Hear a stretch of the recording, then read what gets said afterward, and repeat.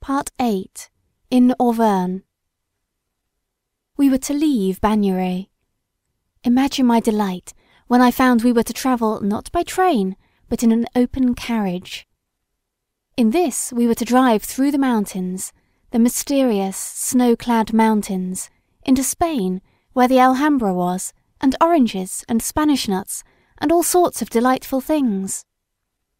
But alas for my hopes! My brother at home in England chose to have whooping cough, and so our horses' heads were turned north, and farewell for ever to my visions of Spain. We drove through lovely country to the other Bagnères, Bagnères de Luchon. On the way we passed a large yellow stone castle on a hill. Most of the castle was in ruins, but a great square tower, without door or window, still stood as strong and firm as on the day when the last stone was patted into place with the trowel. We wandered round this tower in vain, trying to find a door. "But it is that there is no door," said our driver at last. "Within that tower is buried a treasure. Some day a great wind will blow, and then that tower will fall to the ground, and then the folks of the village will divide the treasure, and become kings of France. It is an old prophecy." "But," suggested my mother, "has no one tried to get in and see if there really is a treasure?" The driver crossed himself. "The saints forbid," he said. "Who are we that we should interfere with the holy prophecy? Besides, the tower is haunted." We could not help wondering how far the ghost and prophecy would have protected that tower from English village boys. We drove on. Presently we stopped at a little wayside shrine with a painted image of St. John in it and a little shell of holy water. At the side of that shrine was a stone with an iron ring in it. Nothing more was needed to convince me that this was the entrance to a subterranean passage leading to the tower where the treasure was. Imagine the dreams that occupied me for the rest of the drive. If I could creep back at the dead of night to the shrine, a thing which, as a matter of fact, I would much rather have died than attempted. If I should pull up that heavy stone and go down the damp subterranean passage and find the treasure in iron boxes, rubies and diamonds and emeralds and beautiful gold and silver dishes. Then we should all be very rich for the rest of our lives, and I could send Marguerite a talking doll that opened and shut its eyes, and a pony carriage, and each of the boys should have a new paint box with real moist colours, and as many sable brushes as they liked, 20 each if they wanted them, and I should have a chariot drawn by 4 tame zebras in red and silver harness, and my mother should have a gold crown with diamonds for Sundays, and a silver one with rubies and emeralds for every day, and—" I imagine I fell asleep at this point, and awoke to find myself lifted out of the carriage at Bagnères de Luchon. I didn't go back and lift up the stone with the iron ring, but the dream was a serviceable one, and did duty nobly in idle hours for many a long year. In fact, I come across it unexpectedly sometimes even now. We spent a day or two at Bagnères de Luchon, and I believe it rained all the time. We drove in a drizzling rain across a rather gloomy country to see the Cascade d'Enfer. As my memory serves me, we crossed a dreary plain and entered a sort of theatre or semicircle of high black rocks. In the centre of the horseshoe, down the face of the rock, ran a thin silver line. This was the Cascade d'Enfer, eminently unimpressive on first view, but when we got out of our carriage and walked across the rough ground, and stood under the heavy shadow of the black cliffs, the thin white line had changed, and grown to a dense body of smoothly falling water that fell over the cliff's sheer edge and disappeared like a column of green glass into a circular hole at the foot of the cliff. "That hole goes down, down," said our guide. "No one knows how far except the good God who made it." The water did not fill up the hole. An empty black space, some yards wide, was between us and the falling water.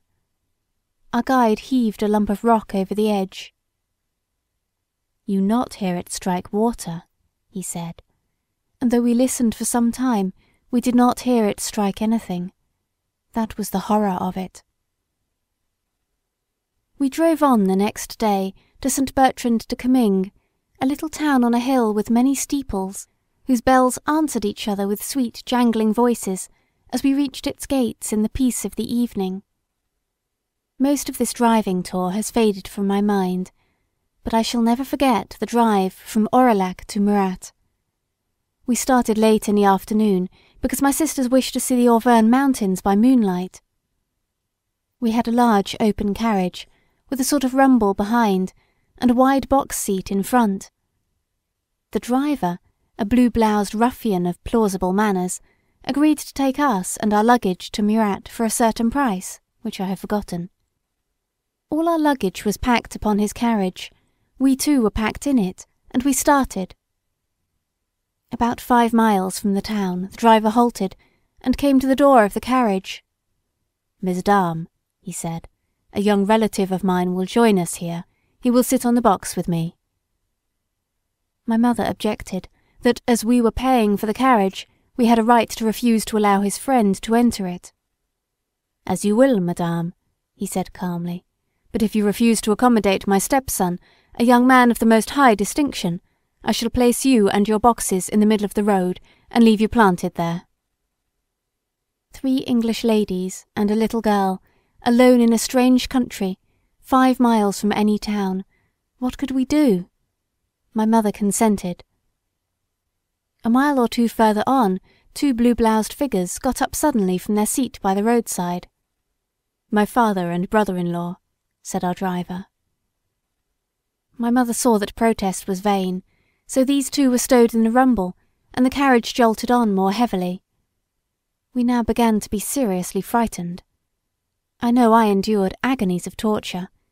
No doubt these were highwaymen, and at the nearest convenient spot they would stop the carriage and murder us all. In the next few miles, 2 more passengers were added to our number, a cousin and an uncle. All wore blue blouses and had villainous-looking faces. The uncle, who looked like a porpoise and smelt horribly of brandy, was put inside the carriage with us because there was now no room left in any other part of the conveyance. The family party laughed and jolted in a patois wholly unintelligible to us. I was convinced that they were arranging for the disposal of our property and our bodies after the murder. My mother and sisters were talking in low voices in English. "If we only get to the halfway house safe," she said, "we can appeal to the landlord for protection." And, after a seemingly interminable drive, we got to the halfway house.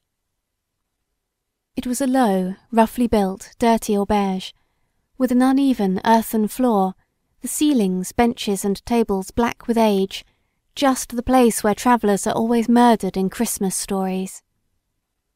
My teeth chattered with terror, but there was a certain pleasure in the excitement all the same. We ordered supper. It was now near midnight, and while it was being prepared, my mother emptied her purse of all, save the money promised to the driver, and a 10-franc piece to pay for our suppers. The rest of the money she put into a canvas bag, which hung round her neck, where she always carried her banknotes. The supper was like something out of a fairy tale. A clean cloth, in itself an incongruous accident in such a place. New milk, new bread, and new honey. When the woman brought in our bill, my mother poured out her woes, and confessed her fear of the driver's intention. "Nonsense," said the woman briskly. "He's the best man in the world. He's my own son. Surely he has a right to give his own relations a lift in his carriage if he likes." "But we had paid for his carriage. He has no right to put other people in when we are paying for it." "Oh yes, he has," retorted the woman shortly. "You paid him so much to take you to Murat, and he will take you to Murat, but there was nothing said about his not taking anyone else. And he says now he won't take you on to Murat unless you pay him double the fare you agreed for. His horses are tired." "I should think they were," muttered my sister, "considering the number of extra passengers they have dragged." My mother emptied her purse on the table. "You see," she said, Here is only the money I promised your son, and enough to pay for our suppers. But when we get to Murat I shall find money waiting for me, and I will give him what you ask." I believe this conduct of my mother saved us at any rate from being robbed by violence. The inn stood quite by itself in one of the loneliest spots in the mountains of Auvergne. If they had believed that we were worth robbing, and had chosen to rob us, nothing could have saved us. We started again.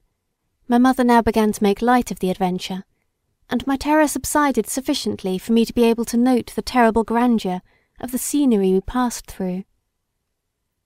Vast masses of bare volcanic rock, iron grey in the moonlight, with black chasms and mysterious gorges, each one eloquent of bandits and gnomes, and an absolute stillness, save for the rattle of our carriage, as though, with vegetation, life too had ceased, as though indeed we rode through a land death-still, under the enchantment of some evil magician. The rocks and the mountains beyond them towered higher and higher on each side of the road. The strip of flat ground between us and the rocks grew narrower, till presently the road wound between two vast black cliffs, and the strip of sky high up looked bright and blue. The tall cliffs were on either side, and presently I saw with dismay that in front of us the dark cliff stretched right across the road. We seemed to be driving straight into the heart of the rock. In another moment, with a crack of the whip and an encouraging word or two, the driver urged his horses to a gallop, and we plunged through a dark archway into pitch darkness, for, with a jolt, the carriage lamps went out. We had just been able to see that we had passed out of the night air into a tunnel cut in the solid rock. Oh, how thankful we were then that the porpoise and all the rest of our driver's relations had been left behind at the halfway house. The driver lighted the lamps again almost immediately. He seemed in a better temper than before, and explained to us that this was the Great Arch under the mountains, and to me he added, "It will be something for you to remember, and to tell your children about when you are old," which was certainly true. That tunnel was unbearably long. As we rattled through its cavernous depths, I could not persuade myself that at any moment our driver's accomplices might not spring out upon us and kill us there and then. Who would ever have known? Oh, the relief of seeing at last a faint pinprick of light. It grew larger and larger and larger, and at last, through another arch, we rattled out into the moonlight again. Of course, I shall never know now how many of the terrors of that night were imaginary. It is not pleasant, even now, to think of what might have happened.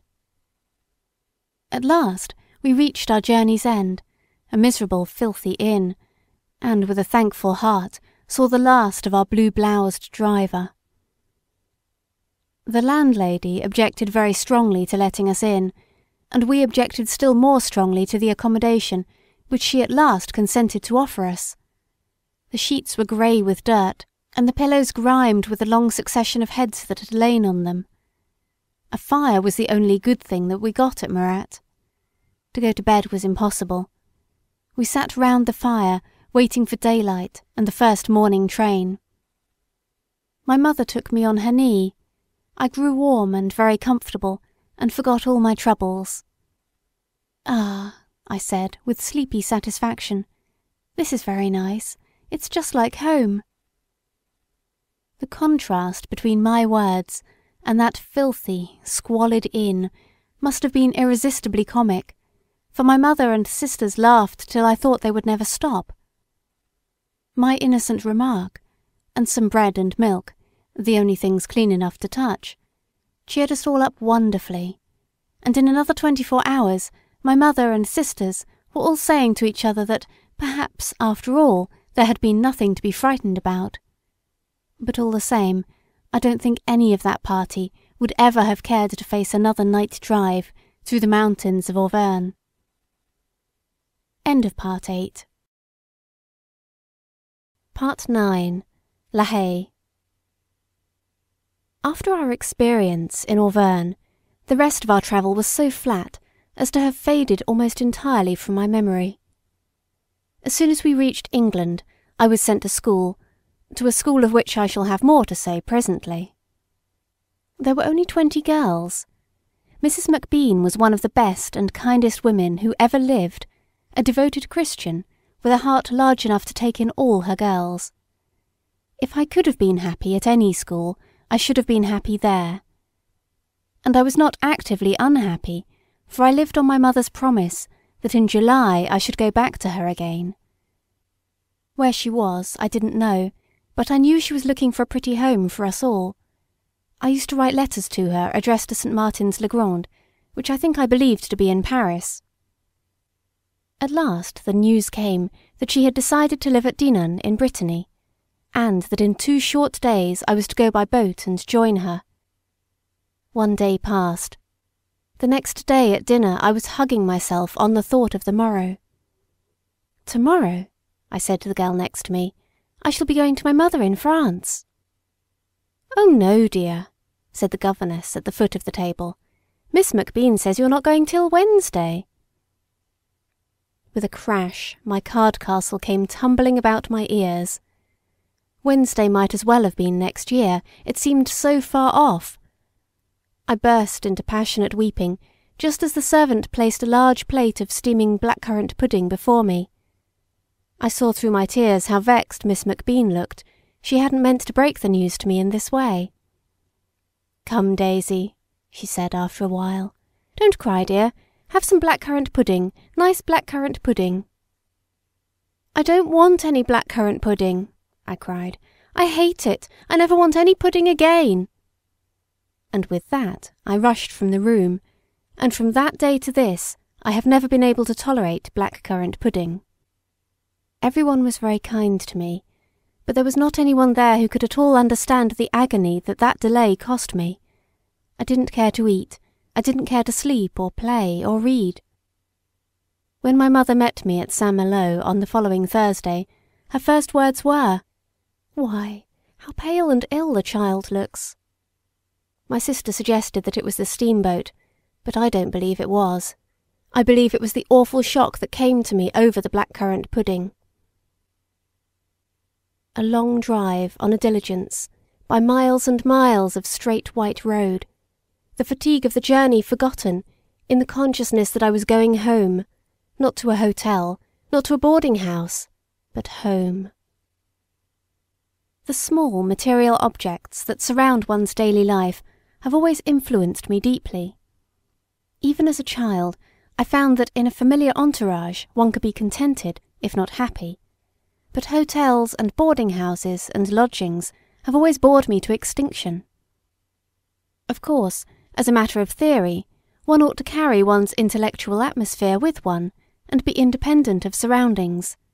But, as a matter of practice, it can't be done, at least by me. I have a cat-like fondness for things I am accustomed to, and I am not singular in this respect. I once knew a woman who, after years of genteel poverty and comfortless economy, had an opportunity of a new life in comparatively affluent circumstances. "Why ever don't you accept it?" I said, when she told me of it. "I can't make up my mind to it," she said. "You see, I should have to leave the furniture." I felt some sympathy for her, though I hoped that in her place I should have been strong-minded enough to make another choice. At last the diligence drew up at a crossroads, where a cart was waiting, and to this our luggage was transferred. It turned up one of the side roads, and we followed on foot. Up a hill wound the road, a steep wooded slope on one side, and on the other a high clay bank set with dainty ferns. Here and there a tiny spring trickled down to join the little stream that ran beside the road. We turned a corner by a farm, through a herd of gaunt pigs nearly as big as donkeys, the sight of which made me clasp my mother's hand more tightly.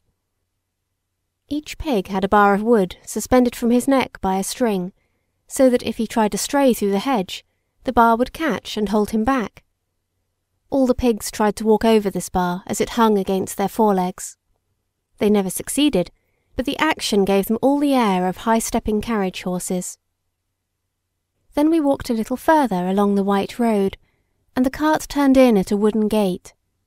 We followed along the carriage drive, which ran long outside the high red wall of the big garden, then through a plantation of huge horse-chestnut trees. To the left I could see ricks, cows and pigs, all the bustle and colour of a farmyard. 2 great brown gates swung back on their hinges, and we passed through them into the courtyard of the dearest home of my childhood. The courtyard was square. One side was formed by the house. Dairy, coach house and the chicken house formed the second side. On the third side were stable, cow house and goat shed. On the fourth, woodshed, dog kennel, and the great gates by which we had entered. The house itself was an ordinary whitewashed slate-roofed French country house, with an immense walled fruit garden on the other side of it. There never was such another garden, there never will be. Peaches, apricots, nectarines and grapes of all kinds lined the inside walls. The avenue that ran down the middle of it was of fig trees and standard peach trees. There were raspberries, cherries and strawberries, and flowers mingling with fruits and vegetables in a confusion the most charming in the world. Along the end of the garden was a great arcade of black clipped yews, so thick and strong that a child could crawl on the outside of it without falling through. Above the dairy and coach house was an immense hayloft, a straw loft over the stable and cow house. What playrooms for wet days! Beyond the chicken house was the orchard, full of twisted grey apple trees, beneath whose boughs in due season the barley grew. Beyond, a network of lanes, fringed with maidenhair, led away into fairyland. My brothers eagerly led me around to show me all the treasures of the new home. There was a swing in the orchard, there were trees full of cherries, white and black. "And we may eat as many as we like," said Alfred. That afternoon we gathered a waste-paper basket full of cherries, and, with strenuous greed, set ourselves to empty it. We didn't succeed, of course, but the effort, so far as I remember, was attended by no evil consequences. We gave what we couldn't eat to the little black English pig, another of the treasures of the new home. There was a little black cow. There was a goat who resented with her horns my efforts after goat's milk. I learnt to milk her afterwards, though, and she grew very kind and condescending. Then there were 2 ponies, Punch and Judy, and Punch, my brothers told me proudly, was for us to ride. This was the crowning happiness. We had never had a pony of our own before. He was a tiresome, pig-headed little beast, that pony, but we loved him dearly. He had a way of pretending to be frightfully thirsty when you were out riding him, and when, in the kindness of your heart, you let him bend his head to a wayside pond for a drink, he would kick up his wicked little heels, and over his head you had to go.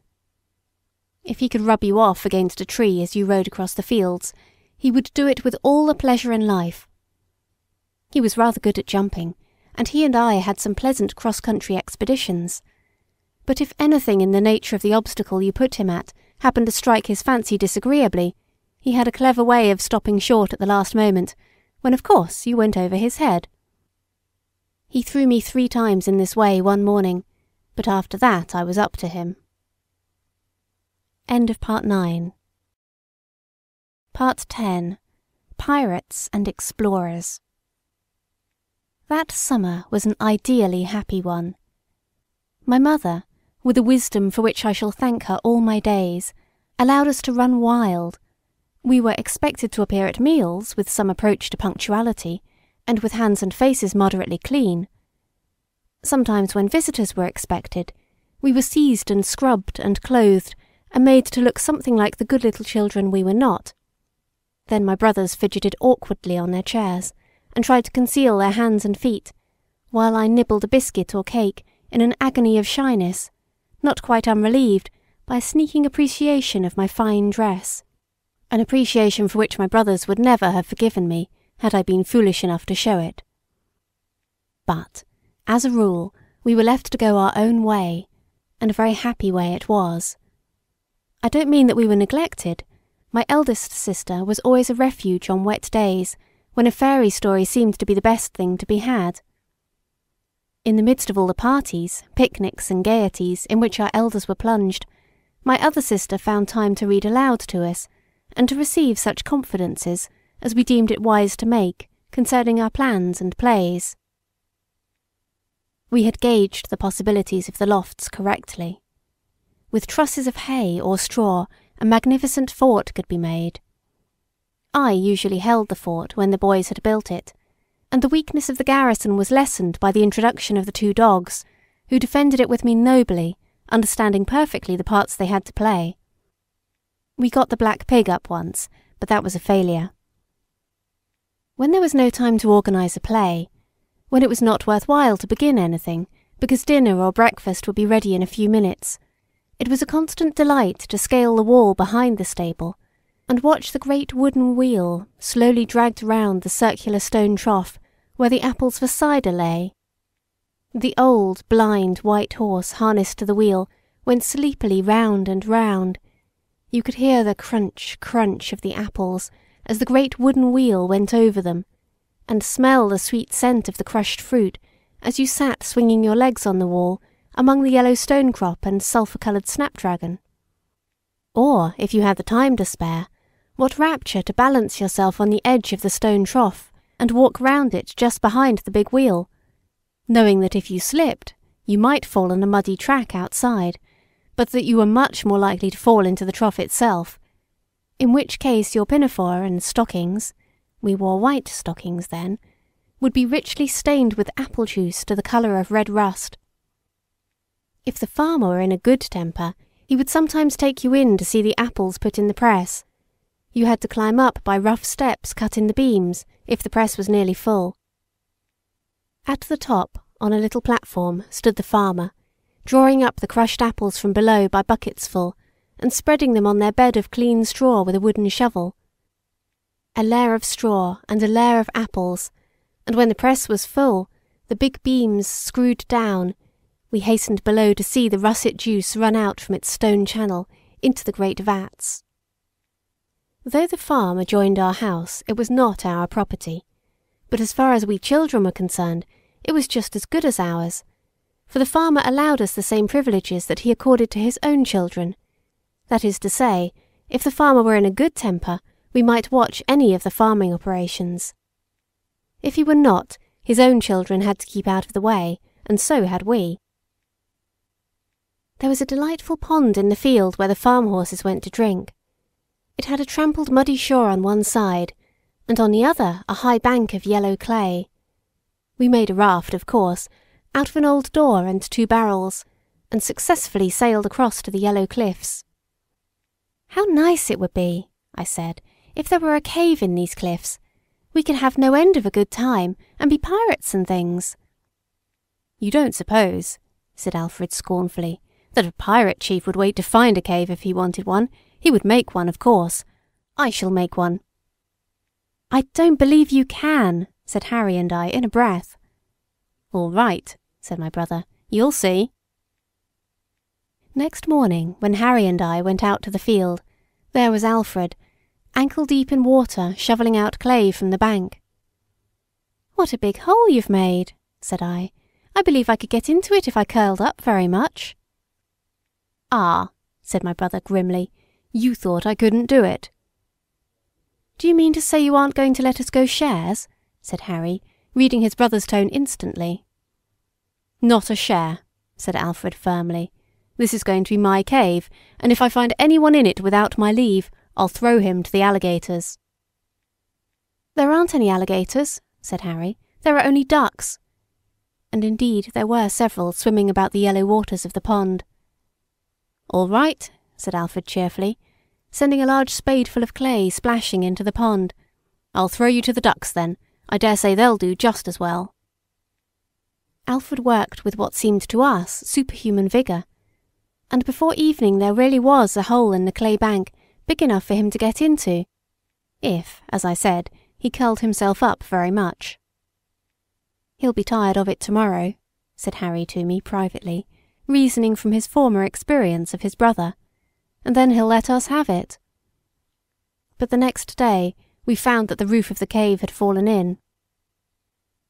"No one need want to have it now," I said, but I was mistaken. The landslip, while filling up, had enlarged the hole, so that when the loose clay was cleared out, there was a space large enough for us all to have got in, even with the dogs. Alfred twisted some straw into a rope and made it with string into a rough mat. This he put at the bottom of his rough cave. I timidly offered to help with this, but my offers were sternly rejected. "You said I couldn't do it," he said, "and I'll jolly well show you I can."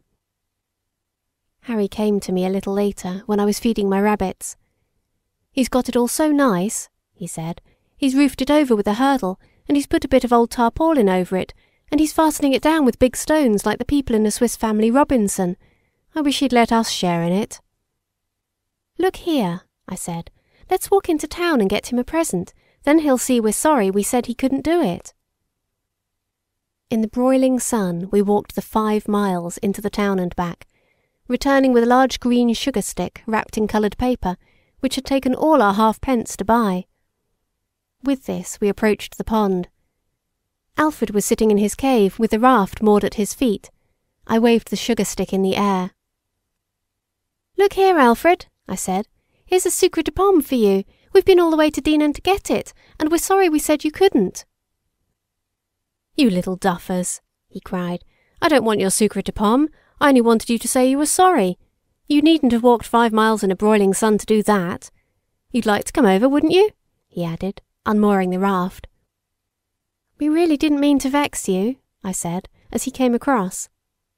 "Not another word," he said handsomely, and rowed us to the cave.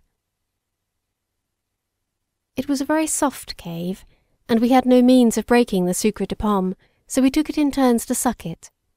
Alfred, after some persuasion, consenting to join us in the feast, so as not to hurt our feelings, he said. That cave was a joy to us for many a day, though there was generally at least half an inch of water in it, and we didn't abandon it till the autumn rains had swelled the pond water and raised it above the level of our cave. It was a grand day for us when we first discovered our stream. It was 3 or 4 fields from our house, and ran through a beautiful meadow with sloping woods on each side. Its bottom was partly of shining sand and stone, and in some places of clay. We built dams and bridges with the clay. We caught fish with butterfly nets in the sandy shallows.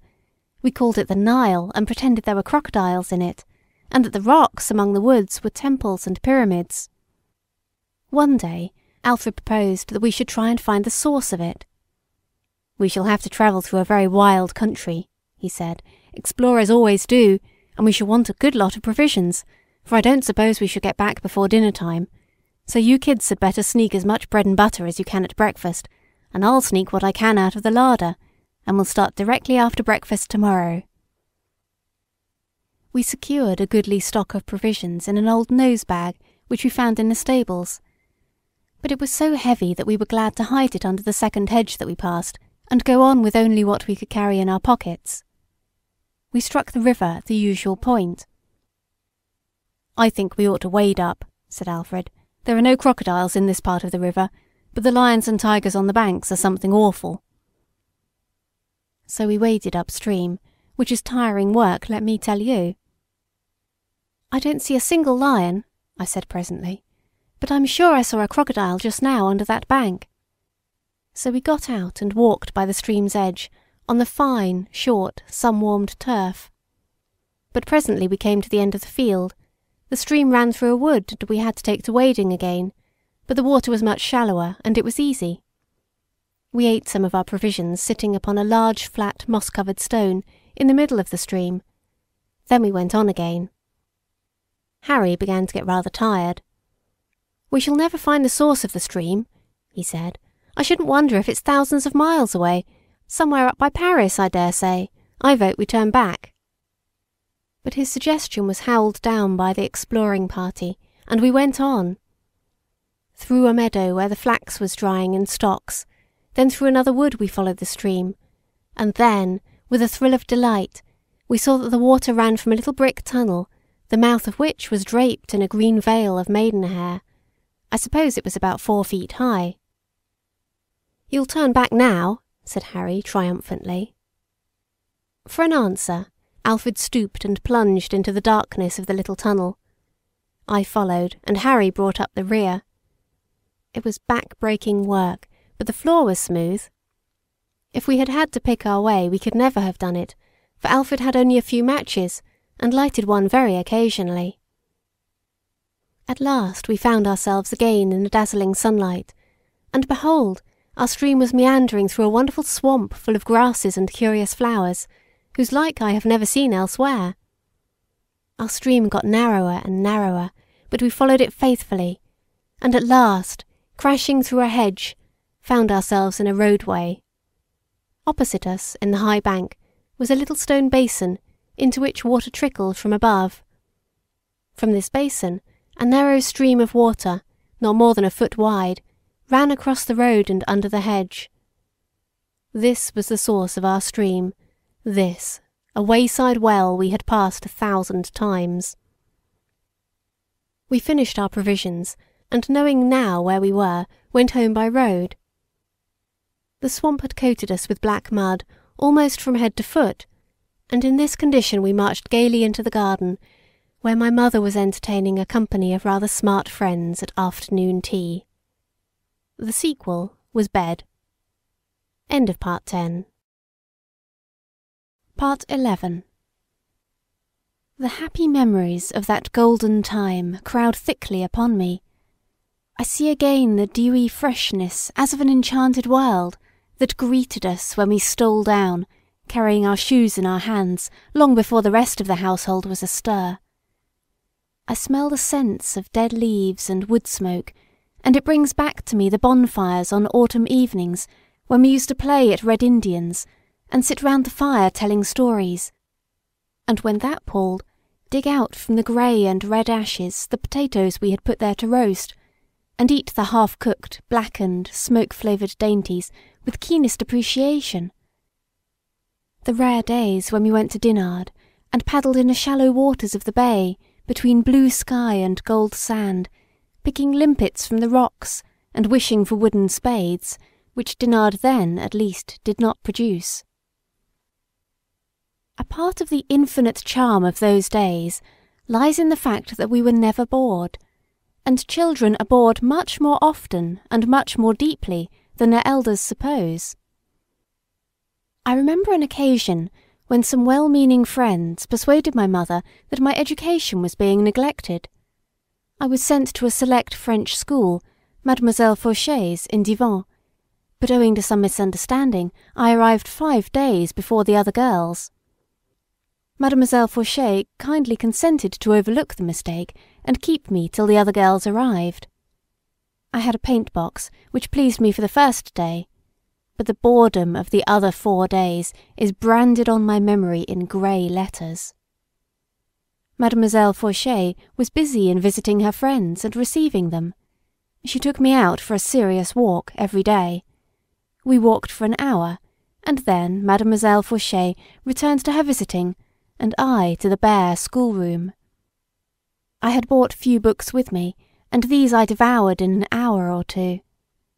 There were no books in the schoolroom but lesson books, thumbed, dog's-eared, and ink-stained. There was no one to talk to save the severe cook, who was kind to me in her way, but didn't understand children. There was a grey-walled garden full of fruit that I must not touch, and a locked bookcase in Mademoiselle Fauchet's salon, full of books that I must not read. I was not conscious of being unhappy, only bored to extinction. On the 4th day, I persuaded Mademoiselle Fauchet to vary our prim walk round the town. She asked me where I would like to go, and I said La Fontaine. Mademoiselle Fauchet meant to be kind according to her lights, but she was the ideal schoolmistress, grey-haired, prim, bloodless. However, she conceded this to me, and I was grateful. We started for La Fontaine.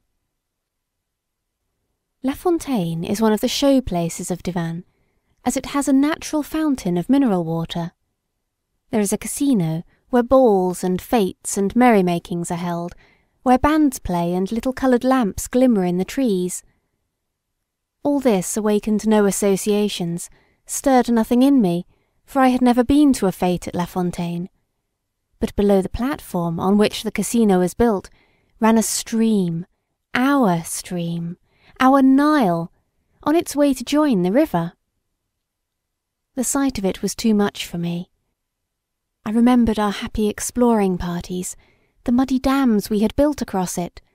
I thought of the rabbits and the garden at home, and my brothers and my mother, and in the midst of one of Mademoiselle's platitudes on the beauty of the scene, I began to run. Mademoiselle Fauchet called after me. She even ran a little, I believe, but the legs of 50 are not a match for the legs of 10. I ran faster and faster down the avenue of chestnuts. I reached our meadow where our stream ran just the same as in the days when I was free to make a paradise of it. I ran on and on, up the slope, over the cornfield, across the road, through our own meadow, and never stopped till I flung myself into my sister's arms. Then, and not till then, the fact dawned upon me that I had run away from school. I don't recall the explanations that must have followed on my return. I know that I cried a great deal and felt that I had committed an awful crime. I couldn't explain my feelings to myself, but I knew that in the same circumstances I should have done the same again, though I wept heartfelt tears of penitence for having done it at all. I think my mother must have understood something of what I went through, for she did not send me back. Another period of acute boredom came to me some years later, when I went to stay with some friends of my mother's in the north of London. They lived in a dreary square apart from the main thoroughfare, so that if you looked out over the brown wire blinds, you never saw anything pass but butchers' and bakers' carts. If I went for a walk, the sordid ugliness of Islington outraged the feelings of a child who had always found her greatest pleasures and life's greatest beauties in the green country. The people with whom I was staying were the kindest-hearted people in the world. They would have done anything to please me if they had only known what I wanted. But they didn't know. That was just it.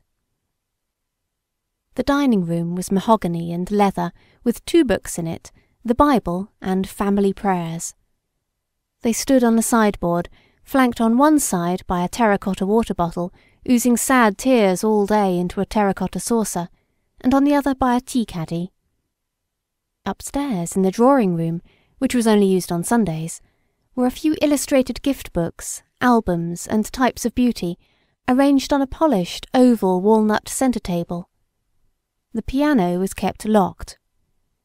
There were a few old bound volumes of Good Words, which I had read again and again. The master of the house, a doctor, was, my mother tells me, a man of brains, but I only saw him at meals, and then he seldom spoke.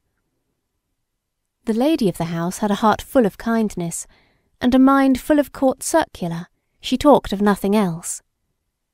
Her daughters were kind to me in their way, and the games I had with them were my only relaxation. The doctor talked very occasionally of his patients, and this interested me. One night I went into the surgery, and found the bottles of medicine which his assistant had made up, standing in a row waiting for their white paper wrappers. I didn't in the least realize what I was doing when I thought to escape from my boredom by mixing the contents of these bottles in a large jug, and then impartially filling up the bottles again with the mixture. When I had filled and corked them all, I slipped away. It was done in pure mischief, with no thought of consequences.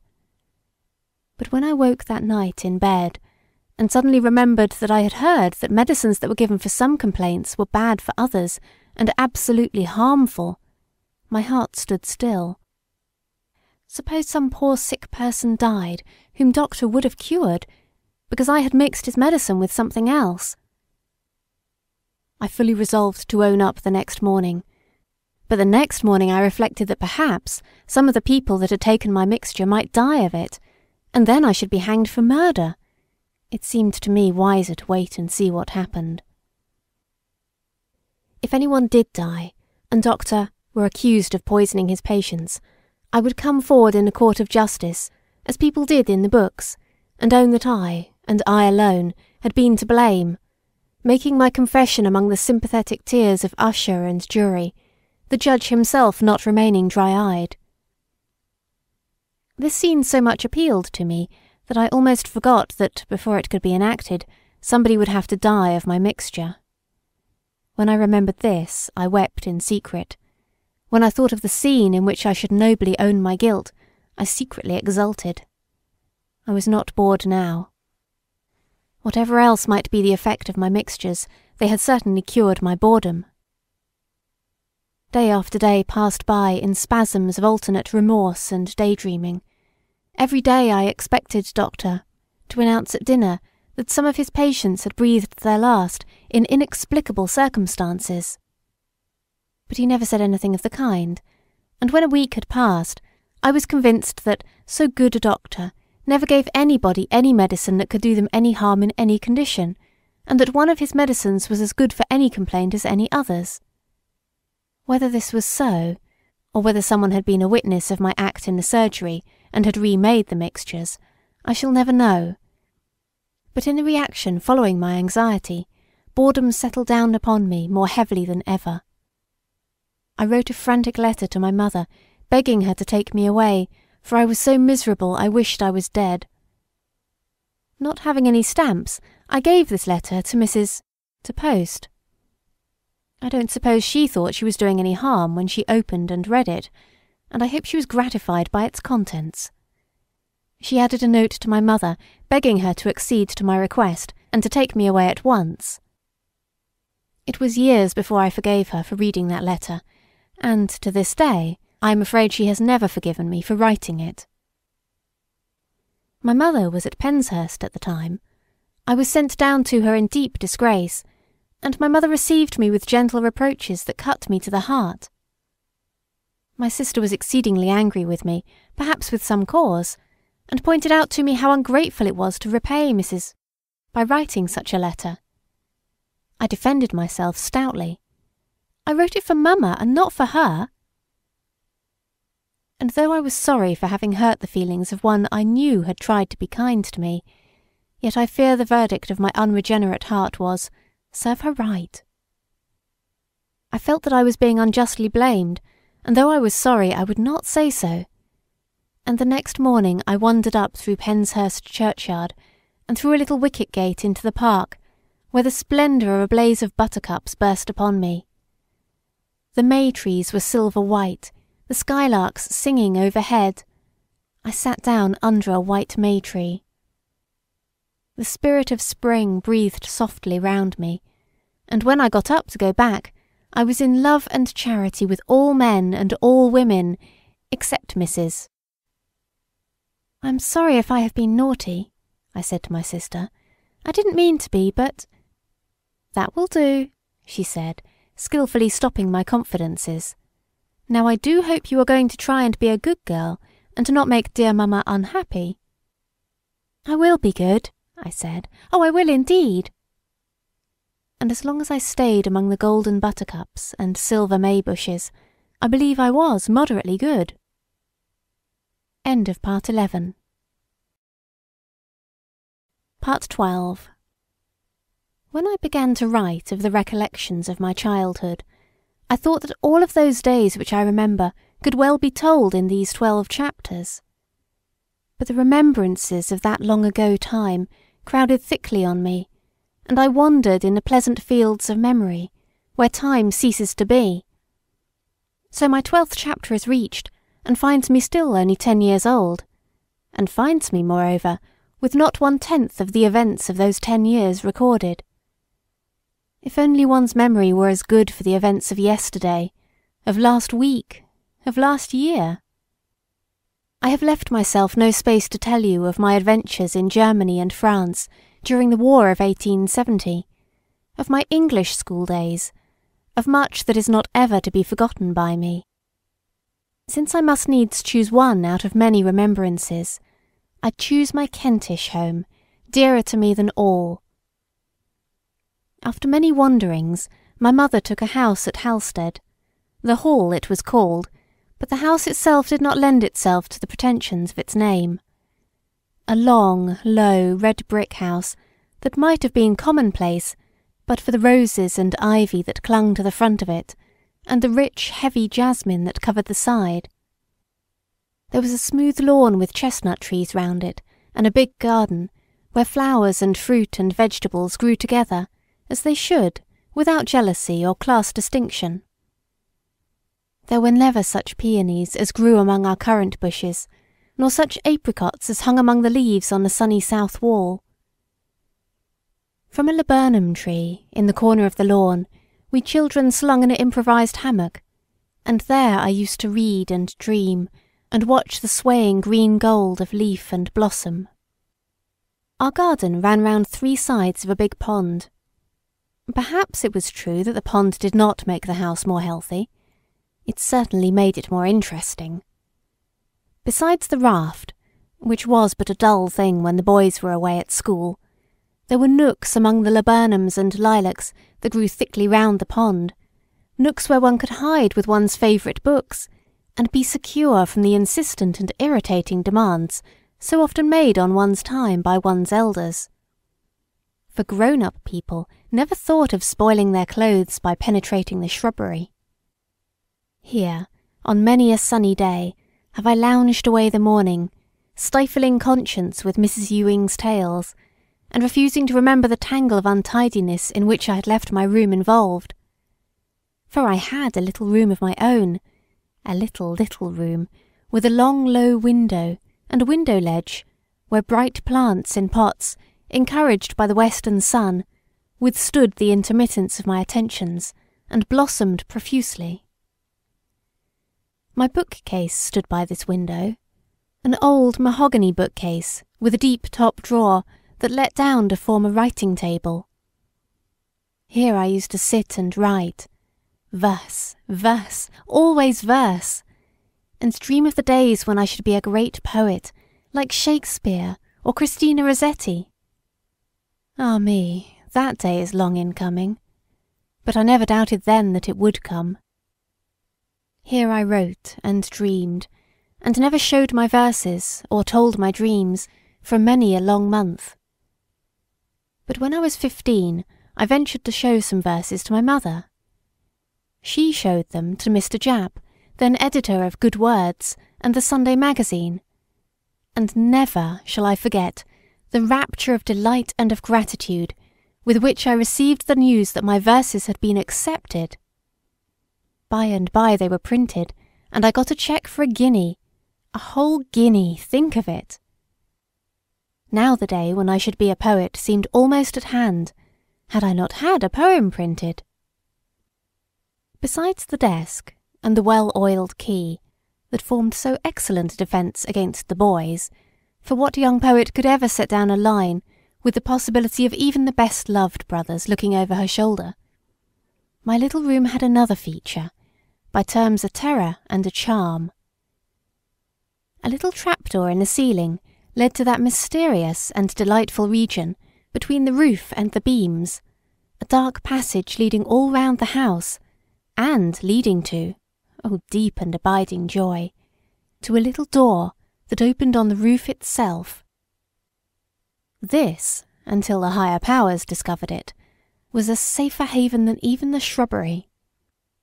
Enclosed by 4 pointed roofs of tiles was a central space, safe, secluded, whence one could see the world around, oneself invisible, or at least unseen.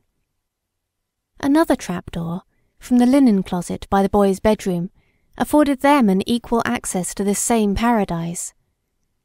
We kept a store of books and good things in the hollow of the roof, and many a pleasant picnic have we enjoyed there.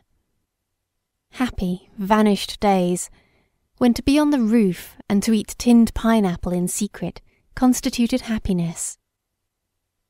It was an uneventful, peaceful, pleasant time. The only really exciting thing was the presence, within a stone's throw of our house, of our landlady's son, who lived all alone in a little cottage standing in the fields. He was reported mad by the world, eccentric by his friends, but, as we found him, perfectly harmless. His one delusion, as far as I know, was that he was the rightful owner, nay, more, the rightful tenant of our house, and about once in 6 months he used to terrify the whole household by appearing with a carpet bag at the front door and announcing that he had come to take possession. This used to alarm us all very much, because if a gentleman is eccentric enough to wish to take possession of another person's house, there is no knowing what he may be eccentric enough to do next. But he was always persuaded to go away peaceably, and I don't think we need have been so frightened. Once, when he was in the drawing-room being persuaded by my mother, I peeped into the carpet-bag he had left in the hall. It contained 3 empty bottles that had held mixed pickles, a loaf of bread, and a barrister's wig and gown. Poor gentleman, I am afraid he was very eccentric indeed. Did I say that his existence was our only excitement? Is it possible that I have forgotten the dreadful day when my brother Alfred shot a fox? He drew me mysteriously aside one morning after breakfast. "Daisy," he said, "can you keep a secret?" "I could," I asseverated. He drew me into his room, locked the door, and then opening a cupboard, displayed the body of a big dog fox. "Where did you get it?" "I shot it." "Oh, poor thing." "Poor thing indeed," repeated my brother indignantly. "Don't you know no one would ever speak to me again if they knew I had shot a fox?" "Then why did you?" was the natural rejoinder. "I didn't mean to. I was out this morning after wood pigeons, and I saw something move in the bushes. I thought it was a rabbit, and I fired, and it was this. What shall I do with it?" "Bury it. We can have a splendid funeral," I said. "You baby." I was constantly forgetting that Alfred, at 17, was grown up, and that our old games no longer interested him. "Well, stuff it then." You will hardly believe it, but we really did try to stuff that fox. My brother skinned it skillfully enough, and we buried the body. We bought a shilling book on taxidermy. We spent many shillings on chemicals. We nailed the fox's skin to the inside of the cupboard door and operated on it. My interest in the process was not lessened by the fact that I felt the fox, when stuffed, must be kept from all eyes but our own, hidden forever in the depths of that cupboard, lest the world in general should find out that Alfred had shot a fox, and that I had been an accessory after the fact, and so should decline to ever speak to us again. But we never stuffed it. We never even succeeded in curing the skin, which, after a while, cried aloud for vengeance so unmistakably that we had to take it out and bury it secretly beside the body it had covered. Both interments were conducted in the very early morning, before even the maids were stirring, when the dew was grey on the grass and the scent of the wet earth was sweet and fresh. When all the fox was buried, I breathed more freely. Perhaps no one would ever know, and people would go on speaking to us. I remember after the burial of the skin, we went for a walk through the long wet grass, and came home with wet feet and happy hearts. Oh, those dewy mornings, the resurrection of light and life in the woods and fields. Would that it were possible for all children to live in the country, where they may drink in, consciously or unconsciously, the dear delights of green meadow and dappled woodland. The delight in green things growing, in the tender beauty of the evening light on grey pastures, the glorious splendour of the noonday sun on meadows golden with buttercups, the browns and purples of winter woodlands. This is a delight that grows with one's growth, a delight that age cannot wither nor custom stale, a delight that the years who take from us so much can never take away, can but intensify and make more keen and precious. Nature never did betray the heart that loved her. My book of memory lies open always, at the page where are the pictures of Kentish cherry orchards, field and farm, and gold-dim woodlands starred with primroses, light copses where the bluebells and windflowers grow. Yes, bluebells and windflowers to me and to all who love them. Botanists who pull the poor pretty things to pieces may call them hyacinths and anemones. And most plainly of all, among the dream pictures, shows our old garden at home. There is a grey-walled garden far away from noise and smoke of cities, where the hours pass with soft wings among the happy flowers, and lovely leisure blossoms every day. There, tall and white, the septral lily blows. There grow the pansy pink and columbine, brave hollyhocks and star-white jessamine, and the red glory of the royal rose. There greeny glowworms gem the dusky lawn, the lime trees breathe their fragrance to the night. Pink roses sleep and dream that they are white, till they wake to colour with the dawn. There in the splendour of the sultry noon, the sunshine sleeps upon the garden bed, where the white poppy droops a drowsy head, and dreams of kisses from the white full moon. And there all day my heart goes wandering, because there first my heart began to know the glories of the summer and the snow, the loveliness of harvest and of spring. There may be fairer gardens, but I know there is no other garden half so dear, because 'tis there this many, many a year the sacred sweet white flowers of memory grow. End of Part 12. End of My School Days by E. Nesbit.